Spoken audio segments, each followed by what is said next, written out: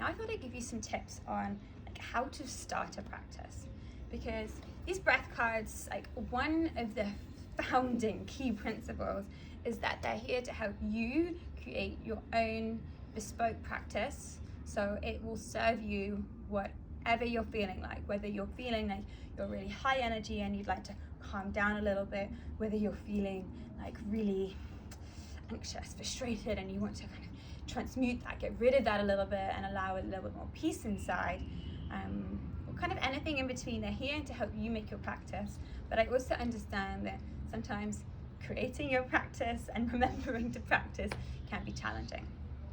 So to get started on a breath practice, I would suggest practicing 2, maybe 3 times a day for a week or so, just so you get to experience different times of day to practice.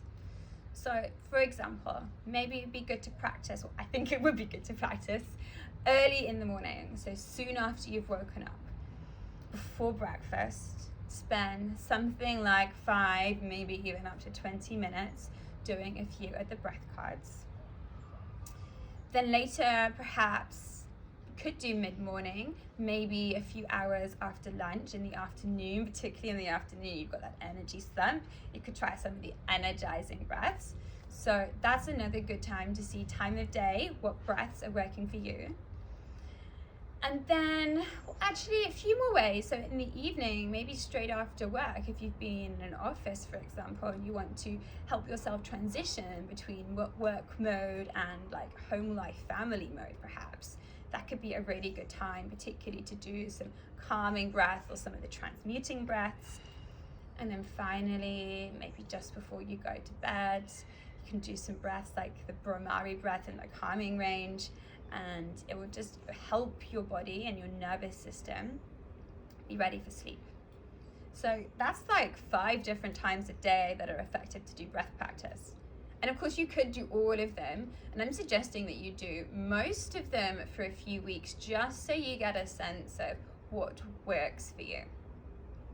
If you don't want to do that, the next best suggestion would be start with a morning practice. And that is what I quite often do.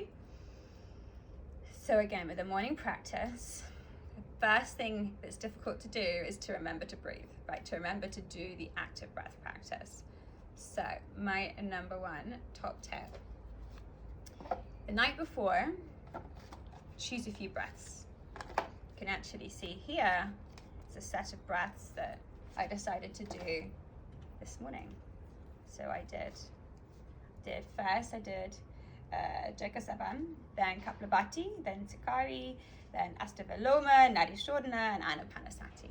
Yeah, I had fun playing with them. So what I do is I would then lay the cards out on my bedside table, and then when I wake up, I have a sip of water, I look down, and I'm thinking, yeah, that's a good idea. I'll do my breath practice now. So that is what I find really, really helpful. And if most of the time, those are exactly the same breaths that I want to do. Occasionally, I wake up and I feel like I'm in a slightly different mood, and I might change a couple of cards, and obviously that's great, because this is about tuning into your own intuition and getting to understand what's going to be effective for you that day. So that kind of is quite helpful, in that you've pre-planned it and that you've got the reminder to do it. Awesome. Now, a few tips on what kind of sequence to do. So in fact, there are 3 main ways in which I was imagining people would use breath cards, and kind of how I would use them too. So first way is that you would have 1 card. Let's just say the Astavaloma card. You would choose this card and practice it for a long time. So you would practice it maybe every single day for a week, 2 weeks, 40 days, maybe even longer. I've known of people to practice a specific breath for multiple years. So you could be doing that. You could be working on 1 main breath.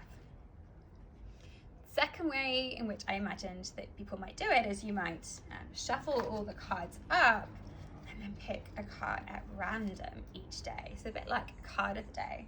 And I've actually picked out the second Astavaloma card, although it's a different Astavaloma. This one doesn't have a breath hold, the one I was practicing did.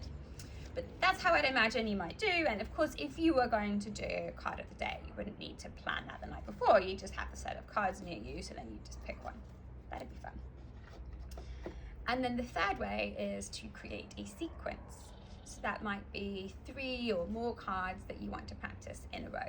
And that's what I've been doing recently. And as you saw, that's what I was doing this morning.